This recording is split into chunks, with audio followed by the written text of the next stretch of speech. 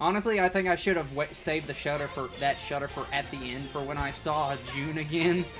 But oh well. I think this is the only anime we ever showed the opening twice in one. Actually, I think we showed it 3 times. I just go to the next episode, and then I realize, wait a minute, no, wait, no! And then it shows it again. Yeah, I can't believe the whole school is okay with this. I guess Japan is just different. Yeah, really. How is this not against school policy? Later, and that's a very legitimate question. Quoting Chester A. Bum on that, but I digress. Seriously, how can anyone get away with cross-dressing? I mean, granted, they deceive you into thinking it's a girl to begin with, but that's still no excuse. I think I was on the internet one time and I came across. I think this has like a following. No, like I was gonna say, please tell me there's no following for this show. A movie where the June character actually something about fairies or something. I don't think it's fairies, but actually turned into a real woman. Oh god! And he finds out how he doesn't really like it. Yeah,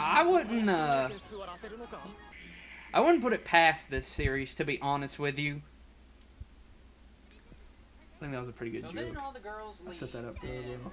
Yeah, that was pretty good. I'll admit, that was good. On the ceiling. Yeah, that was good editing on your part. This school is insane. Yeah, this thing.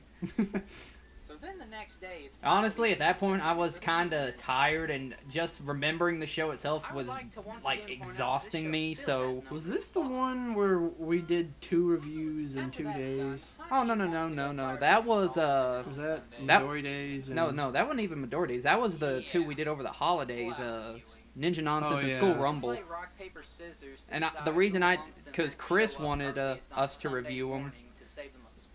Fun fact, that's just one of our friends that y'all have never heard of and will never see. 12 different things I would rather do on an early Sunday morning. And honestly, originally we were gonna have me start naming off a couple, and then it just cut back to another. It would have been funny if on this clip, if you said I could think of 12 good things, and here they are, and then it kind of popped up on the screen. Yeah, kind of like go by really fast. Yeah.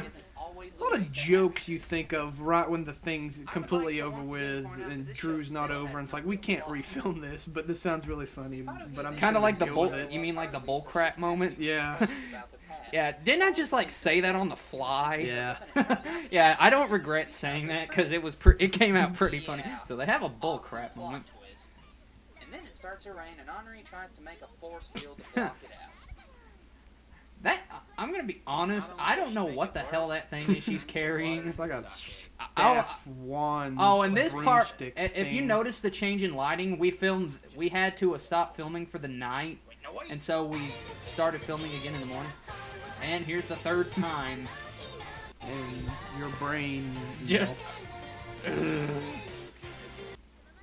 This episode begins with lunchtime. This is when he's extremely bored. You know, this series is weirdly, captivatingly boring while I was watching it. Like, there was... It's like I wasn't really interested in the plot, but for some reason I was sucked into it, and I kept watching it. Especially this episode got really weird. It went weird, and you thought maybe it was going to do something interesting. Well, alright, finally something's happening. Ribbit. Then the animals leave. And these animals only really appear for about 5 minutes. I want... Probably not even that much. Yeah, they usually left as soon as they showed up. Nothing's happening. Nothing's happening. You know, as bad as this show was, I think the whole broom wand staff thing was a pretty cool thing for witches to use. But I think they took the basis for witches with the broomsticks and then turned it into something really cool. And honestly, I look back at saying that, and I don't think there are any good points about that show. And originally it was supposed to be, this show isn't good. It's not bad, but it's not good either. But you have to screw up everything I write down. Oh. Amen. And still, I've eaten many muffins since then, and I still have not been able to drown it out.